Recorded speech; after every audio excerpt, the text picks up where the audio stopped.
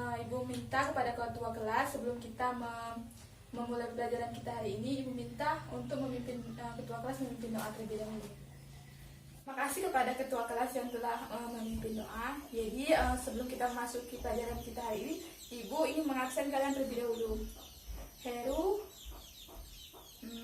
Indra Sartika hadir, Rika Agustina, Surya, Sela Sutari, Vinka Nazila, Ewiliana.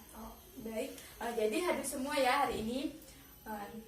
Jadi hari ini merupakan pertemuan pertama kita.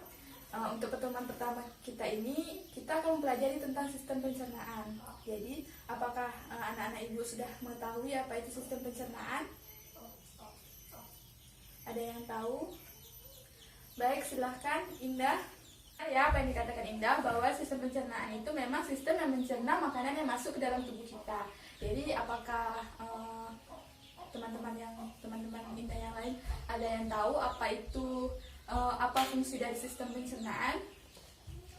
Silahkan Sela. Ya benar ya Sela, terima kasih. Jadi fungsi sistem pencernaan itu seperti yang Ibu katakan tadi, bahwa ia akan mencerna makanan yang masuk ke dalam tubuh kita.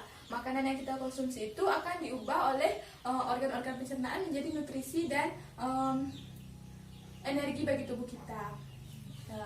Jadi apakah anak-anak ibu semua ada yang mengetahui organ pencernaan kita ada berapa? Silahkan jelaskan ya, sebutkan organ-organ pencernaan kita.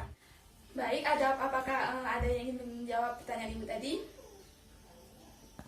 Baik, terima kasih ya kepada Ewi. Jadi benar dikatakan Ewi bahwa organ pencernaan itu terdiri atas mulut, kerongkongan esofagus, lambung, usus halus, usus besar, dan anus. Jadi kita memiliki 6 organ pencernaan. Yang pertama itu kita masuk yaitu mulut. Apakah anak-anak ibu ada yang tahu apa itu fungsi dari mulut? Jadi mulut ini sebagai apa dalam organ pencernaan? Ada yang menjawab? Baik, silakan Heru. Ya benar ya dikatakan Heru. Jadi sistem pencernaan kita jadi benar ya, mulut itu memiliki fungsi merupakan tempat awal makanan sebelum masuknya makanan itu ke dalam tubuh kita. Jadi karena mulut ini merupakan tempat awalnya masuk makanan, maka mulut ini harus memiliki bagian-bagian yang berfungsi untuk menghancurkan makanan terlebih dahulu. Jadi di dalam mulut itu terdapat gigi, lidah, dan kelenjar ludah. Jadi menurut kalian apakah fungsi gigi di dalam mulut ini? Ada yang bisa menjawab? Baik, Rika silahkan. Terima kasih ya Rika, jawabannya sudah sangat tepat. Jadi benar yang dikatakan Rika bahwa gigi itu berfungsi untuk menghancurkan makanan yang masih bersifat keras ataupun bersifat yang sudah halus. Jadi makanan itu akan lebih dihaluskan lagi oleh gigi. Dan lidah itu berfungsi untuk memindahkan makanan-makanan agar selalu berpindah tempat, agar makanan ini bisa menuju ke tempat gigi mengunyah.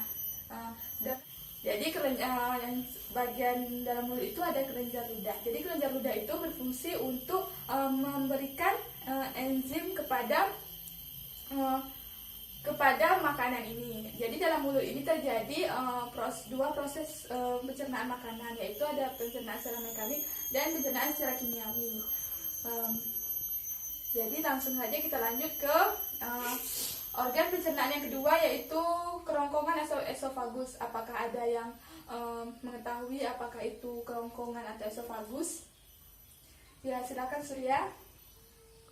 Baik, benar ya Surya. Jadi esofagus itu merupakan penghubung antara mulut dan lambung kita. Jadi berikut ini gambaran dari esofagus. Jadi esofagus itu memiliki otot-otot yang akan mendorong makanan itu masuk ke dalam lambung. Selanjutnya itu kita masuk ke organ pencernaan yang ketiga, yaitu ada lambung. Jadi di dalam lambung ini terdapat enzim-enzim. Jadi lambung ini berfungsi untuk karena ibu sudah menjelaskan tiga organ pencernaan, yaitu ada mulut, kerongkongan, dan lambung. Jadi ibu minta kalian untuk mengerjakan LKS yang telah ibu bagikan tadi terlebih dahulu, agar ibu bisa melihat pemahaman kalian sampai mana mengerjakan LKS tentang organ tadi. Ibu kasih beri waktu 15. Apakah ada anak-anak ibu yang sudah selesai mengerjakan LKS-nya? Ibu minta satu orang untuk menjawab soal yang ada di dalam LKS ya. Siapa yang mau? Baik, silakan tingkan.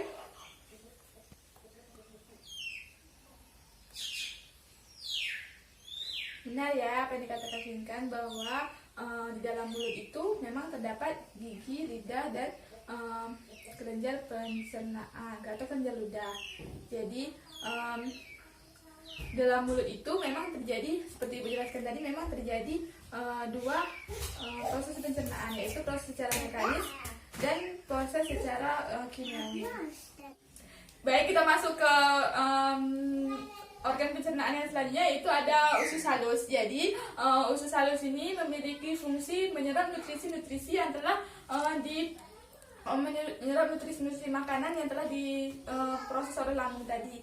Jadi usus halus itu memiliki 3 bagian. Apakah ada yang tahu apa saja bagian-bagian dari usus halus ini? Silakan, apa ada yang ingin menjawab? Baik, jika tidak ada yang tahu, jadi usus halus itu memiliki 3 bagian. Yang pertama itu ada duodenum atau kita kenal dengan usus 12 jari. Yang kedua itu ada ileum atau usus kosong.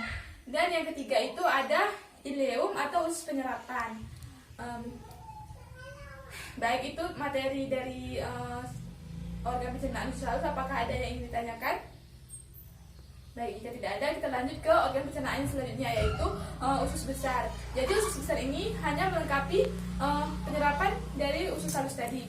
Ia lebih menyaring lagi nutrisi-nutrisi yang baik bagi tubuh yang akan diterapkan untuk tubuh, diedarkan seluruh tubuh. Jadi sisa-sisa makanan atau sisa-sisa metabolisme yang sudah tidak digunakan lagi itu, maka akan diteruskan ke organ pencernaan yang terakhir, yaitu organ pencernaan yang terakhir itu ada anus. Jadi anus ini merupakan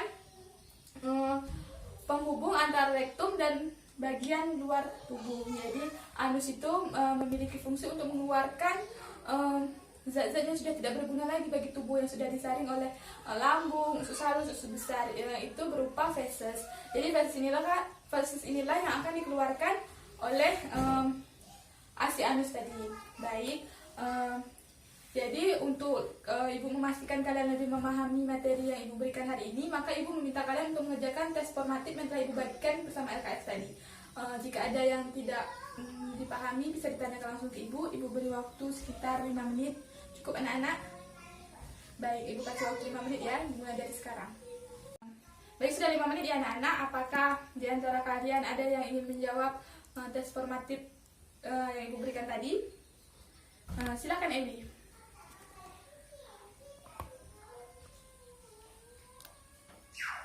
Baik, benar ya Ewi. Terima kasih sebelumnya kepada Ewi. Jadi urutan sistem pencernaan kita itu yang dari pertama makanan itu masuk, yaitu pertama melewati mulut, kerongkongan atau esofagus, masuk ke lambung, lalu akan dicerna di dalam lambung, diserap oleh usus halus dan usus besar, dan terakhir itu dikeluarkan oleh anus.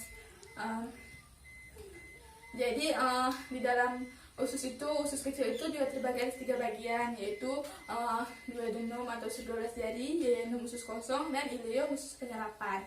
Baik, terima kasih kepada Ewi yang telah menjawab pertanyaan dari tes formatif yang Ibu berikan. Maka selesailah materi kita hari ini. Apakah dari kalian ada yang bisa menyimpulkan materi pembelajaran kita hari ini hanya sekilas saja? Apa ada yang bisa menyimpulkan? Baik, silakan Heru. Ya, benar ya Heru, bahwa memang kesimpulan dari pembelajaran kita hari ini yaitu sistem pencernaan itu memang memiliki fungsi untuk mencerna makanan-makanan yang kita konsumsi untuk mengubahnya menjadi nutrisi dan energi bagi tubuh kita. Jadi energi-energi itu akan digunakan oleh kita untuk melakukan aktivitas, baik itu berjalan, olahraga, bernafas, atau hal-hal lainnya. Jadi pesan Ibu untuk mengenai pembelajaran kita hari ini yaitu jagalah kesehatan organ pencernaan kita, jagalah makanan kita, jagalah asupan yang kita makan. Jadi kita harus benar-benar memperhatikan organ-organ pencernaan kita. kita harus menjaga mulut kita, harus menjaga kerongkongan kita, harus menjaga lambung, usus halus, usus besar, juga anus kita. Jadi setiap organ pencernaan ini apabila telah menjadi kerusakan satu saja atau telah itu akan menyebabkan penyakit yang serius bagi tubuh kita. Jadi konsumsilah makanan yang bergizi, makanan yang sehat, dan perbanyaklah minum air putih. Mungkin itu saja pembelajaran kita hari ini. Mohon maaf apabila penyampaian Ibu kurang bagus atau kurang maksimal untuk hari ini. Terima kasih semuanya yang sudah berpartisipasi. Ibu ucapkan Assalamualaikum warahmatullahi wabarakatuh. Baik, jadi Ibu minta kepada kalian untuk membuat tugas untuk minggu depan, yaitu tugas membuat poster organ-organ pencernaan kita. Jadi untuk kalian semua jangan lupa juga untuk mempelajari materi minggu depan, yaitu tentang kelenjar-kelenjar pencernaan. Ibu harap minggu depan kalian bisa lebih memahami tentang sistem pencernaan ini beserta kelenjar pencernaannya juga. Baik, Ibu tutup. Ibu mohon maaf apabila dalam pembelajaran hari ini Ibu kurang maksimal atau kurang bagus dalam penyampaian materi. Selamat bertemu kembali di minggu depan, dan wassalamualaikum warahmatullahi wabarakatuh.